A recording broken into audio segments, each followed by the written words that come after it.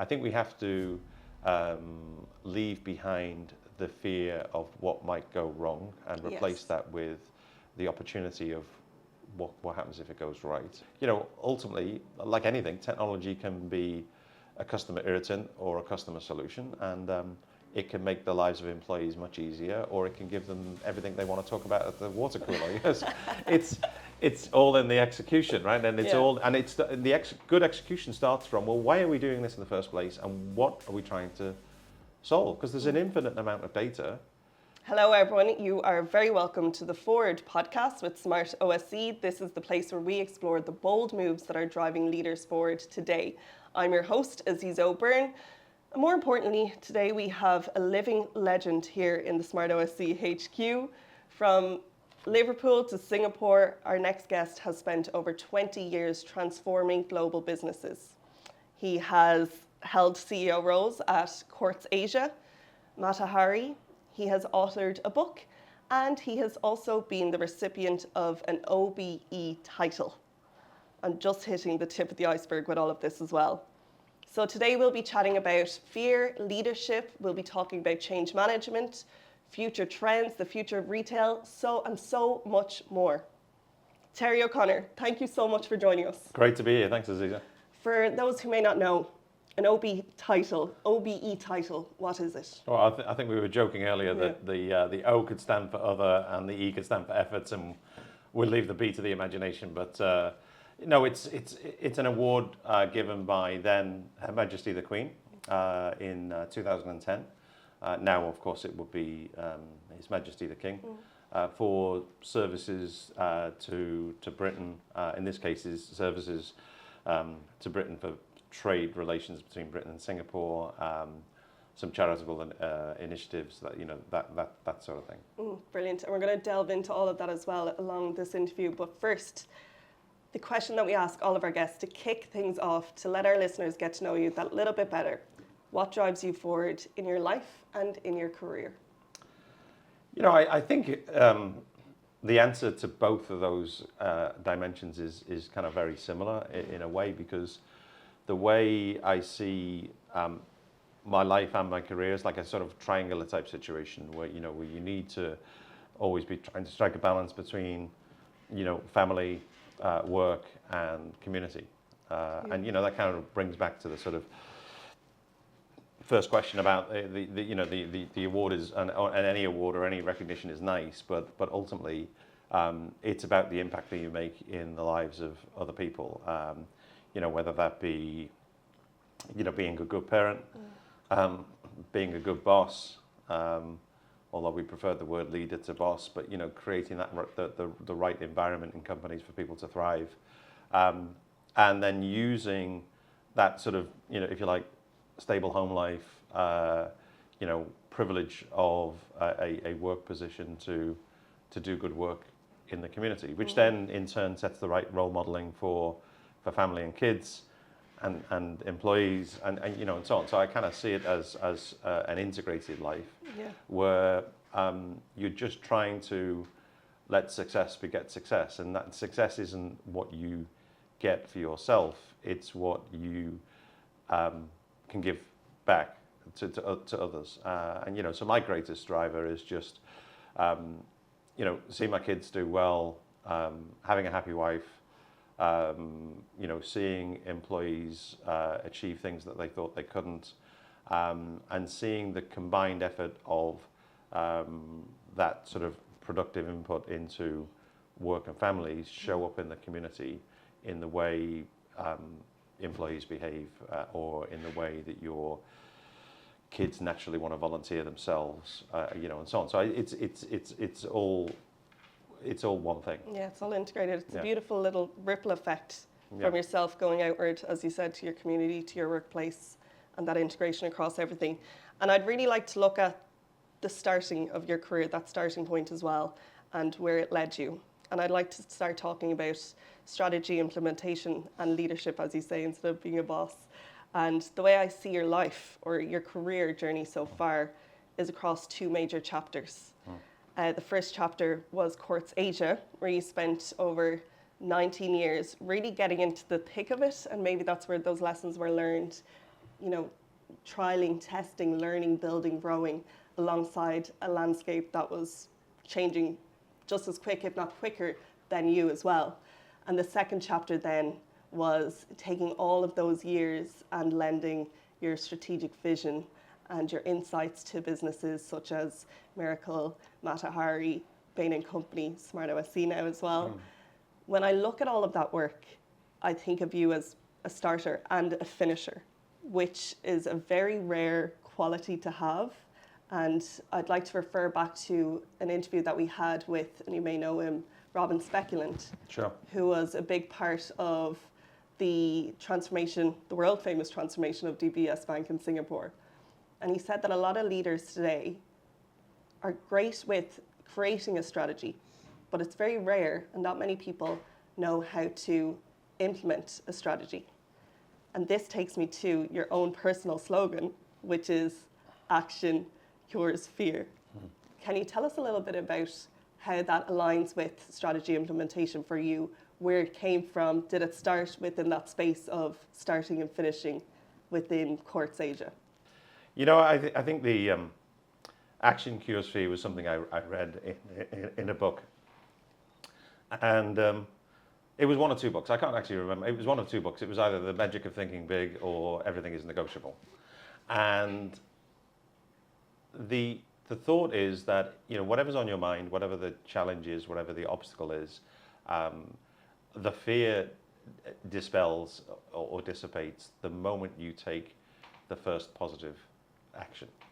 Nice. Right? That, if you're procrastinating, doing a small step, if you are worried about a big decision, break it down into a series of smaller decisions and take the first one or two. Decide what that Monday morning action is going to be. Hire the first person. Whatever it is, just make a move in a positive direction, and you instantly feel better and more energized. So that was the sort of the heritage of that thought, and it really works. And the books actually came from a library in my first chairman's office, because he used to sort of sign them out to you, so he loved people to be curious and want to read and want to learn a bit more about leadership and business and all the rest of it. So I used to take a book and then I'd read it and then I'd pass it back. And, at that stage I was sort of 18 years old and just consuming leadership topics, as much as I possibly could. I had the sort of naive idea that I'd be a chief executive at 30 and, everybody thought I was stupid and, but, I just wanted to be in that position to influence a business. Now, how that plays into, later on, I think is in a number of ways. One, that you really think of meritocracy and you mean it. Yeah. So if somebody's young, but they're good enough, then give them empowerment. If they're older, and much older, but still sharper, don't have ageism go the other way either. Put teams together that are a blend, of youth and wisdom. You don't over-rely on one particular skill set or set of ideas. And strategy formulation isn't, particularly complicated. I mean, strategy formulated, you've got examples from the US, from China, from Vietnam, from other parts of Southeast Asia. There aren't too many things that people haven't already done or in the process of doing, or they're in a market that's kind of maybe 12 months ahead and it's already been implemented somewhere else. And so I think the biggest skill set that any aspiring executive can have is curiosity, is asking questions, looking outside of markets, looking outside of industries, looking outside of countries or geographies, and then just bringing ideas back and then getting the right people around and the right data points, the right sort of customer insights or feedback to then say what makes sense in our context. And do we have everybody's opinion?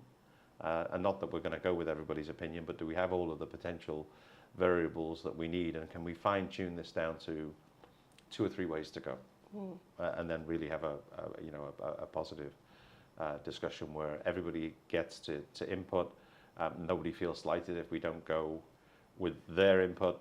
but they feel that they've been part of the process, as well. And so I think it's about ways of working. Yeah, that's lovely. And the differentiation of thinking as well, and bringing in different backgrounds to solve something or create something together is really nice. You said there around the curiosity and the small moves to dispel fear. You were at the forefront of huge transformations and I would say modernization that happened at Courts Asia. You took the first steps forward in terms of moving into a digital space and using things like click and collect. And that's where I think of that fear that you mentioned there in terms of maybe going against it and thinking what good can come from a new thing instead of stopping yourself and worrying about what could go wrong. How did that forward thinking mindset build within you, that growth mindset? Was it from those books? Was it a mixture of everything? And what advice would you give to leaders today who may be a bit hesitant to make those bold moves, especially with all of the new technology that we're facing? Look, I think, if you think about Jeff Bezos talks about is a decision a one-way door or a two-way door, right? A one-way door needs a lot more discussion and risk management and thought process. A two-way door where we can make a decision, and if the pilot doesn't work, we can pull back. If the first one doesn't fly, we can iterate. If our testing doesn't bring about the results that we want, we can make some adjustments before we go live. I think it's about what's the consequence of making a decision? Yeah. Right? Can we pull back if we're wrong? Yes. What's the cost? And can that be made an acceptable cost? So are we okay with the loss if it goes bad? Yeah, we're okay with that. All right. And that can be a little bit challenging in listed companies or in any environment where you've got to front up to stakeholders every 13 weeks. And therefore, stakeholder management plays a part as well to sort of say, look, this is a test. This is not yet a fully fledged rolling out 20 of these, 50 of these, 100 of these. It's a test. And there will be a series of tests and we will make mistakes. And mistakes are okay. Right? Yeah. As long as they're okay within cost boundaries, within reversal parameters and the rest of it. And the more you encourage your people to think that way, the more they'll come up with crazy, stupid ideas, and it may or may not fly. And I always used to say to my team when they were coaching their team,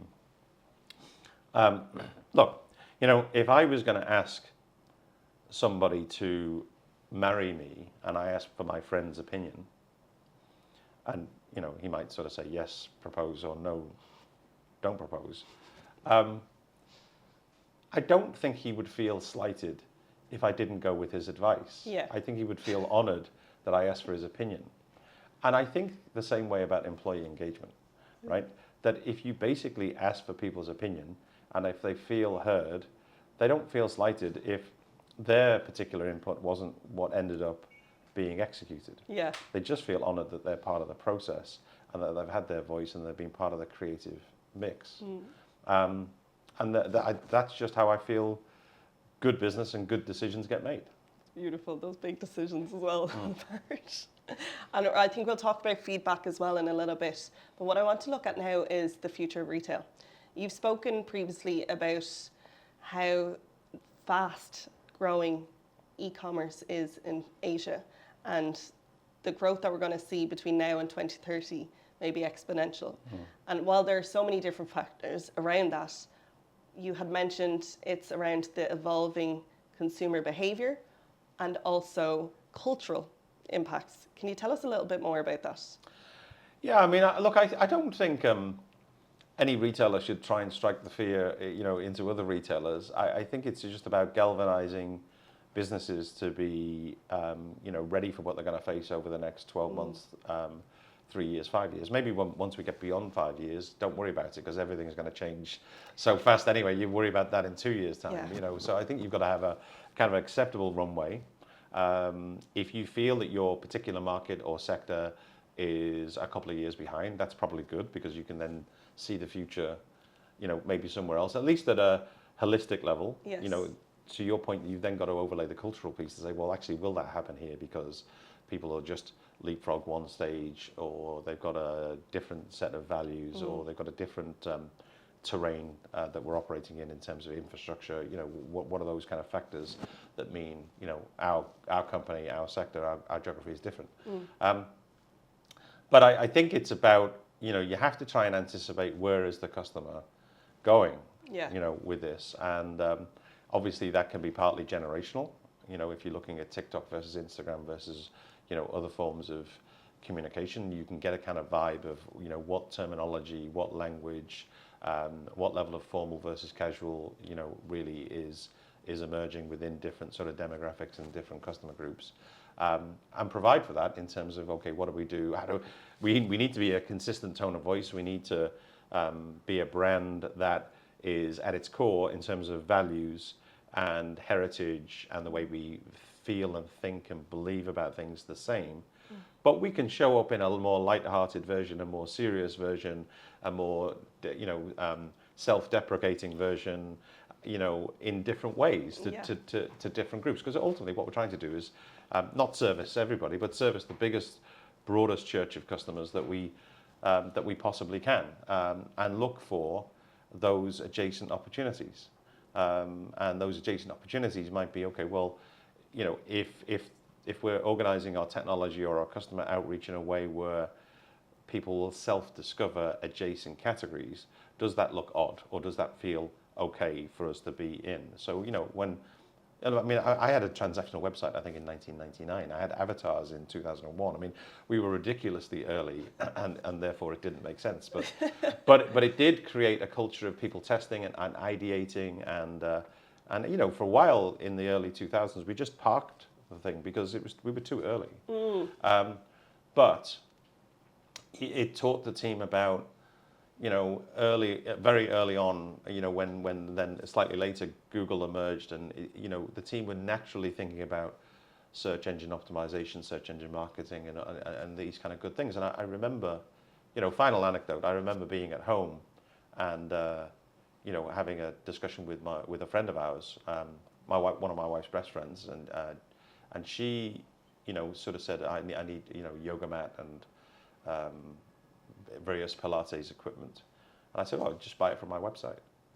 And she said, well, you sell electronics and furniture. And I said, yeah, we do. So we said, well, nobody would think about buying this equipment from you. And I said, well, they don't really need to, do they? They just need to search for it. So I said, get your phone out and search for it now. So she did. And of course, we popped up right at the top because we had marketplace partners then. It was a very messy marketplace. It was just bolt-on sellers with awkward arrangements, but nevertheless it was there. And then so that starts to open your eyes very early on to what's the opportunity to flex our brand, to flex our reach. Yes, and that's beautiful as well, because you can, firstly, the point around you're not going to be one thing to everybody in that cultural sense. Over here, mobile took off rapidly. In Ireland, UK, we're still at that point where we need to book our flights on a desktop just to be safe. But also that point around the marketplaces and keeping your brand intact as well. That's an interesting point that you mentioned, because with so many marketplaces going on right now, and as you said, it's a messy space, how do you stay true to your brand within that space? Is it staying true to your offerings? Because again, you say we're electronics, but we can give you a yoga mat. Yeah, I mean, look, I think, I would not have gone into food, because as much as we had the brand trust for anything which involved your lifestyle, I don't think you would necessarily trust us with your cold chain, or your perishables. And, I mean, we could earn that, but we might have to earn that through a physical presence. We probably couldn't just do, mobile first, digital first, with something that the customer hadn't experienced physically or seen us do in a competent way, right? Hard goods are different, right? There are safety standards for most goods, but there's essentially not much in the way of, harm or risk. And so your brand trust takes over, where the product trust is not alien, and I think therefore, every company should think about that in terms of, the guys at Bain, they talk about single-step adjacencies, two-step adjacencies, and three-step adjacencies, right? And a single-step adjacency is the lowest risk. It's kind of same customer, same geography, we're just adding one new dimension, right? Two-step adjacency might be we're adding that one new dimension in a new market. Three-step adjacency may be new category, new market, new set of customers. I mean, that's probably likely to fail, I mean, and fine if you've got deep pockets so you can keep failing until you succeed, that's all right. And so I do think it's about where can we confidently predict trust and where do we need to earn it physically. That's really nice. That's lovely.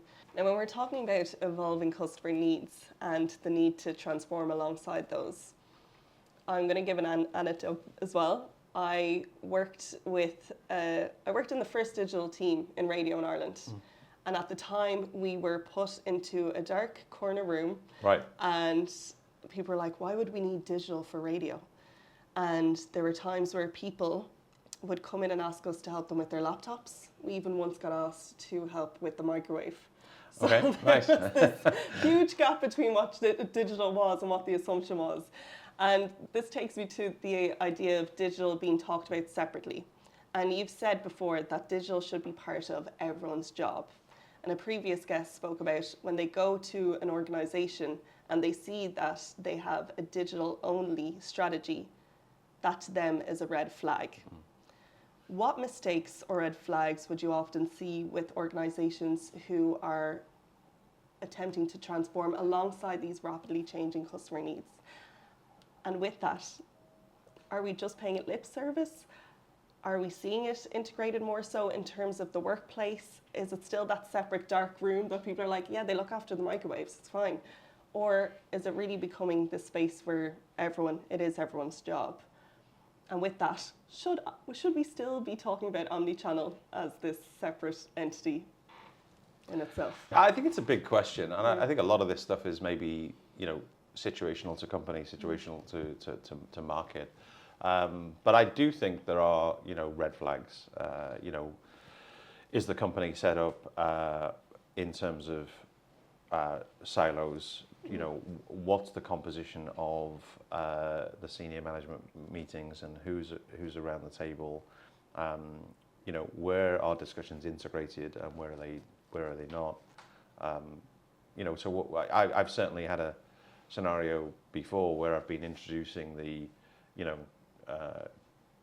digital team to the supply chain team and like saying, well, why don't you guys have intimate discussions already? So it happens, and the CEO's job is to break down those silos, find the points of integration and the points where you just need individual specialization. It's situational. Some companies still have the technology team and the digital team together. I would sort of say most progressive companies don't. They've got a technology team that is supposed to keep the lights on, deal with the cybersecurity, deal with the tech stack and the infrastructure to the point of the business operations. But they've got more creative types elsewhere, maybe working closer to the customer, closer with the marketing team, or even integrated with the marketing team, to be thinking about what do we need to provide in terms of those customer touch points for consistency of brand, consistency of service, consistency of tone of voice, differentiation where it comes to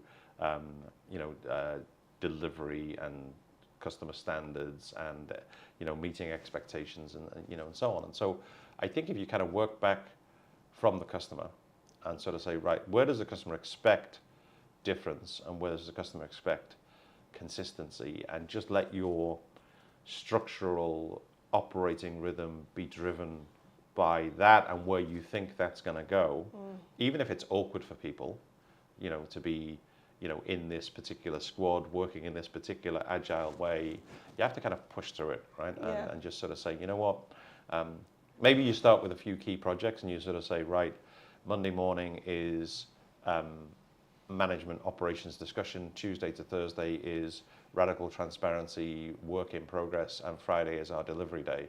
And we're delivering small bites, but that's fine, and until that kind of way of working just becomes second nature. Yeah, that's really interesting. That's a really nice way of putting it as well. And looking, again, we could not make it this far through an interview without me bringing up AI. Okay, yeah, sure. That's normal. It's normal. It's been such a big topic to talk about. But when I look at discussions around AI, it's normally around the opportunities and threats that it has on organizations. Whereas I really like your perspective in bringing in the customer, and you were talking about the customer there, in terms of the power, the opportunities and threats that AI will actually give directly to them. And you said before, I have it here, there's no hiding place for retailers now because AI allows consumers to dig deep into brands and their feedback. Can you talk a little bit about that and why it's so important for brands to appear authentic, to be authentic, and that feedback, how important that is to keep clean? Yes. All right. So let's start with the human part of that, right, which is the authenticity itself.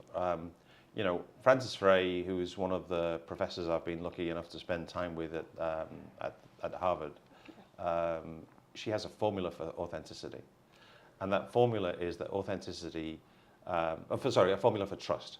And that the formula for trust is that trust is authenticity plus logic plus empathy. And, you know, if you think about those four words, trust, authenticity, logic, and empathy, they're kind of words that you want to impress on your team or, you know, everyone around the table and everyone in the company for that matter, that they need to be consistent inside and outside. We can't be having discussions here that we would be embarrassed about outside. We can't be posting something now that if somebody does, you know, a simple AI request in 10 years' time to find the inconsistencies, to find the divergent points. Of course, our opinion can change, but you know, our values shouldn't change, right? And so, you know, ultimately, I think that's what it's about. And therefore, how do we set up those ways of working, that candor, where, you know, everybody can talk about anything, that's fine, but, you know, ultimately we do it in a way which scales trust. So, authentic, we are who we are, internally and externally. Logic, we do our homework, we do our diligence, we don't post things that are not factual. And empathy is we treat each other as humans first, and if we treat each other as humans first, then there's nothing that's going to impact our brand through, you know, radical scrutiny later. Yeah. Because you can scrutinize us later, and all you will find is that who we think we are is who we are, and you know that's why I think the CEO as sort of coach and facilitator of values is more important than ever. And talking about that as well, you've spoken about technology. I'm going to go into technology and the impact for brands in terms of changing lives for the better. Yeah. And that ties in with that, I think, pretty much as we move forward. Brands having this idea that, well, our goal is to change lives for the better. How do you see this formulating now in the future? Again, do you think it's possible to move into this space when we look at technology, culture, and people? I think so. I mean, I think ultimately, what's technology for? I mean, technology, you know, in a retail context or in most business contexts, is for the purpose of making the lives of our customers better and making the lives of our employees better. I mean, it's really just for two things, right? Yeah.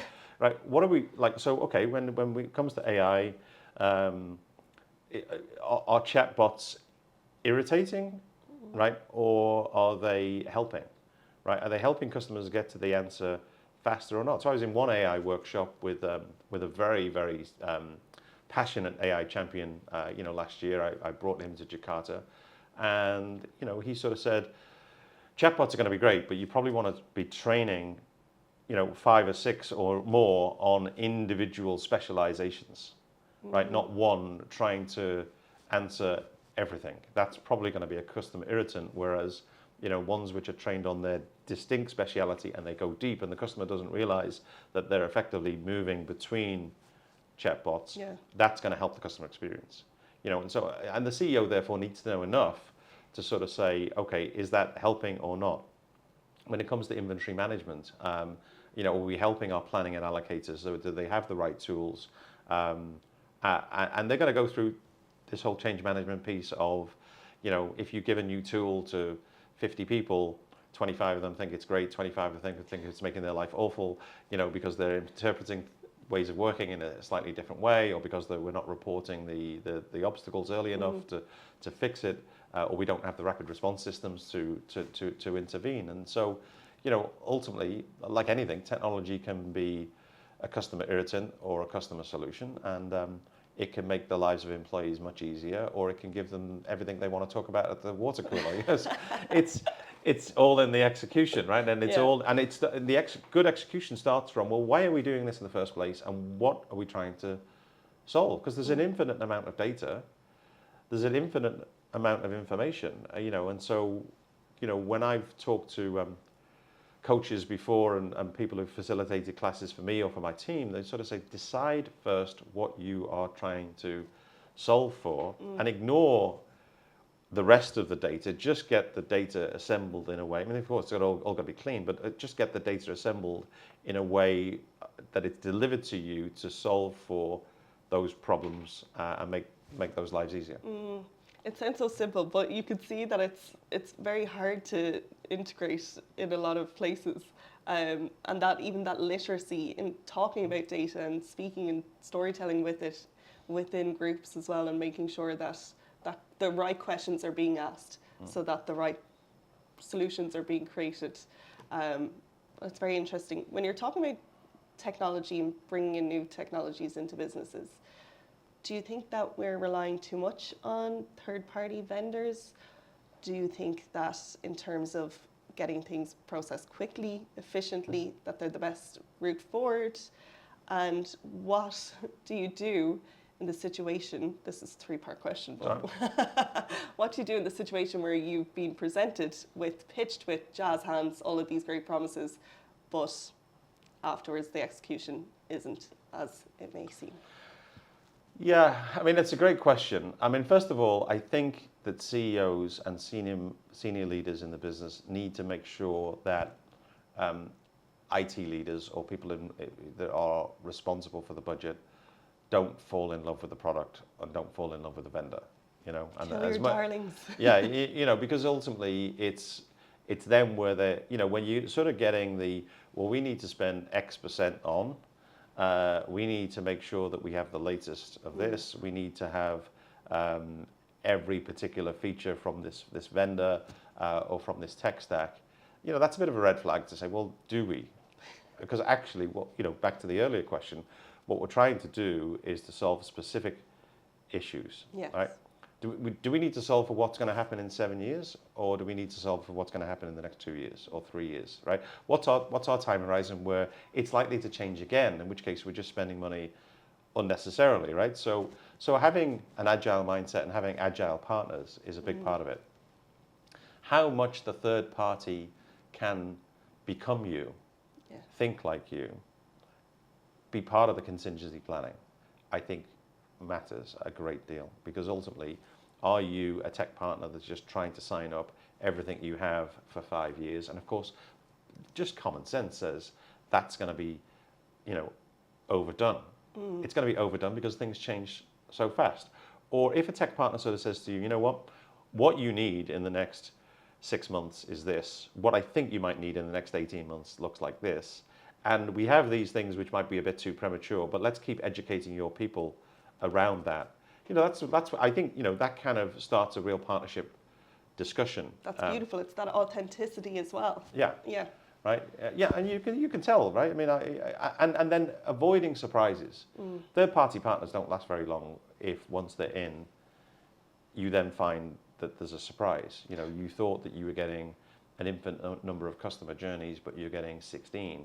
And that includes the happy birthday, it includes something else and something else and something else, and so actually I've only got 12 customer paths for my CRM. That creates real bitterness and anger, right? Because then you can sort of say, well, the marketing team should have like exposed that earlier on in the process, or whatever it is. But so radical transparency about what you do get, what you don't get, what's in scope, what's out of scope. I think all of these things up front are really important points for building that trust. If a partner if the execution is bad, then I think ultimately you've got a duty of care to raise it quickly, raise it senior party to senior party, and understand why. Is it because our brief was bad? Is it because the understanding of the brief wasn't checked? Is it because the testing, the user acceptance testing or the A/B testing just wasn't robust enough? Because if we really sort of broke down wireframes and went step by step, and enough people were involved in terms of the Reiki structure, we really should be minimizing those kind of nasty surprises. That's why I re-platformed with Smart OSC twice, right? Because we had a good experience the first time. There you go. No, I'm joking. Talking just quickly there about the role of marketing in that space. You mentioned there, marketing should have checked this out before going into this agreement with the vendor. How do you see the ideal situation of marketing's role with these vendors? Look, I think it's important to have a triangular situation where the senior leaders that are involved in a project, and that could be the CEO, is certainly probably likely to have the CEO on some form of steering committee if it's a big change. Some of the trusted direct reports that you feel know enough about the business to contribute, and then the functional department and team needs to be able to articulate, what are we trying to do? And so if it's if this is a CRM package, right, let's exhaust everything that the best practice competitors do, that the best in class globally does. Let's get all of that down in terms of potential customer touch points, and we might not need all of them, but by process of elimination we've made a conscious decision. And so what does that call for? I mean, whether it's marketing or whether it's maybe the merchandising planning and allocation team, if it's a inventory tool, it might call for some sort of technology awareness schooling, which can go both ways, by the way. When you bring talent in, sometimes they bring the information of best practice to you. It might call for broader based project management skills. And so in one of my teams, we put, one of the earliest things we did was put 32 people through project management, because then that sort of helps the whole discovery. What do we need to do in terms of mapping the art of the possible, and so on. Otherwise, whether it's a marketing team or any other team, they'll just give you what's obvious, and they won't put into scope maybe what's less obvious, what's more cutting edge, what's likely to sort of lead the market. That's really nice, and that forward vision as well is really cool too, and seeing where that could potentially go without having the layout ready for you there as well. We have a feature called Bring Forward or Leave Behind, and I'd like to ask you, it's a two-part question like all my questions, but I'd like to ask you two things. We basically ask what people should bring forward in order to survive a disruptive future, and what they should leave behind in order to keep moving forward. So I'm going to ask you, what are three things that global retailers need to leave behind in order to move forward? I think bring forward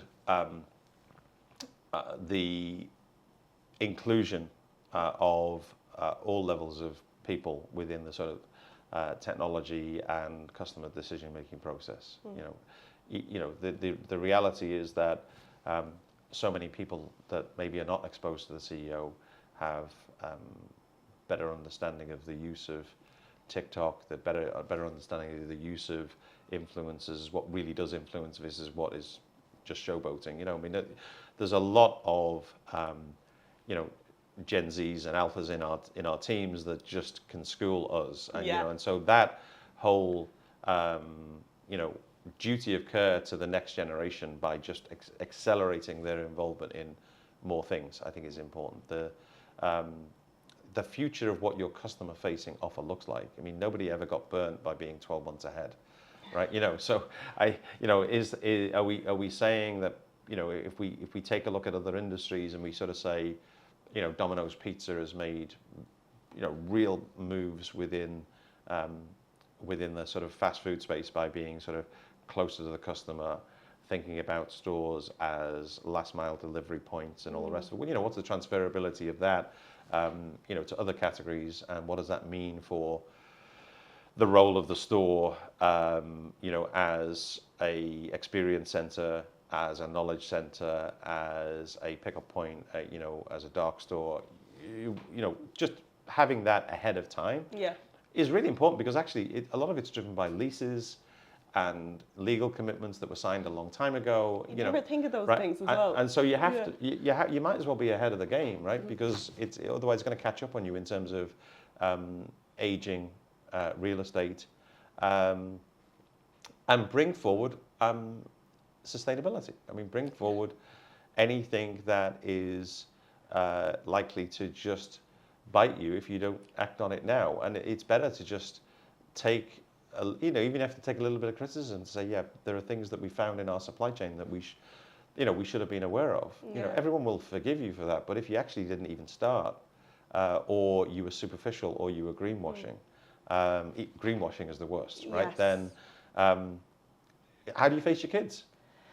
So it's that's not just a business issue, right? But also your younger team. They're not going to work for a place that's not true to what they say, and that goes back to the authenticity, but it also goes back to the no hiding point that you made as well. Yeah, that's a really good point. I think it's fine to say, look, our supply chain's not perfect. We've got 5 years of things to fix. We start today. Yes, and that's okay, right? Yeah. But if you don't know, you better find out, right? Yes. And then I think leaving behind, we have to leave behind silo management and, pitting teams against each other and competitive internal environments, all that kind of nonsense, right? We have to really bring people together as a family in companies. And, so that term gets a little bit of criticism from some parties, on LinkedIn. The red flag. But I don't think so. I really don't think so. If you think about what's the barrier, the biggest barrier for good talent leaving you, it's not money. It's increasingly not title, because people are more interested in impact. It's social relationships. Yeah. All right. And if you're happy at work and there's a high barrier to leaving your friends, then it won't be about the last dollar or getting that promotion ahead of when you're ready. I think we have to leave behind the fear of what might go wrong and replace that with the opportunity of what happens if it goes right, and just focus more on the why not rather than the why. And that was the title of the book, by the way. Yes, so, I was going to say, why not? And I think we have to leave behind the idea that the CEO needs to know everything. Yes. Right? I don't. And many of the best peers that I have the good fortune to hang out with will just say, I don't. We have to be able to organize teams, give them the right platform, give them the right tools, and sometimes just get out of the way. Be a human. Yeah. Just be human. Talking about CEOs then, what are 3 things that CEO, and it may tie into your previous answers, but what are things that CEOs need to bring forward in order to survive a disruptive future? I think, back to curiosity, we have to learn enough. We have to put ourselves through the AI workshop. We have to, understand ourselves what's happening in the customer domain. So you don't need to know everything, but you do need to have a lifelong learning and curious mindset of discovery. And if you don't know, ask the young people on your team or ask AI. I mean, the best answer I heard from our AI coach last year was, he sort of said, by the way, if you don't know how to use ChatGPT, ask ChatGPT and it will tell you, like, what would be some amazing prompts to get this, so to have empathy, to really focus on trust. And trust doesn't mean being a nice guy. Trust doesn't mean, acceding to all the requests. Trust just means, I show up as consistently as possible. I try and make sense, and if I don't know the answer, I'll say I don't know the answer and go and find out, or ask somebody who's more equipped, and to just treat people as humans, to understand the name of their kids as much as possible. You can't remember everything, if you but just be a decent person. And then I think the third thing is, balance your time between running the business and building the business. And we used to call it a balanced scorecard, but increasingly now I think it's around the balanced scorecard bit is just the running the business. It's about how am I allocating my time around talent, around growth, around capabilities, Ticking around the boxes, customer. sure. These are the things I just need to do anyway. Now, how much of that can I kind of push down the organization, across the organization, to allow time to think, to allow time to study, to allow time to talk to other leaders, to allow time to, ideate about what's next, because everything's moving so fast. So you need to clear brain space to think and discuss the future. And is that as well letting go of control too? And is it also allowing that shift in terms of the CEO doesn't know everything and can't know everything? So take that space yourself to keep learning as you go as well. Yeah. And by the way, sanction things that you don't believe in. Yeah. Because if it's a $10 million decision, maybe it's a bit more difficult. But if it can be broken down into a $100,000 start and it's affordable, I actually don't believe it's going to work. But you know what? It could. So, and if it really doesn't, nobody's going to say I told you so. I just want to know what's the financial downside. Okay, right, let's invest in the fact that I might be wrong here. Yeah? That's beautiful. That needs to go on a t-shirt. Fair enough. Yeah. Okay, last and final question. Any advice that you'd give to your future self? Promote people earlier and show the same level of trust that my first chairman showed in me. Bring out the crisis management playbook and document it as soon as you get that sort of first, COVID case. As soon as you get that first, just be earlier. It can't possibly hurt to adopt a crisis management standpoint in the first, because sometimes we put our head in the sands. And if you think that the project is going to fail, one you've already started and you're 30 days in, maybe pull the plug earlier. It just saves people a lot more hassle and time. Trust your gut as well. What a great way to end things. Terry O'Connor, thank you so much for joining us today. It has been a pleasure to have you. Absolute pleasure. Thank you, Aziza.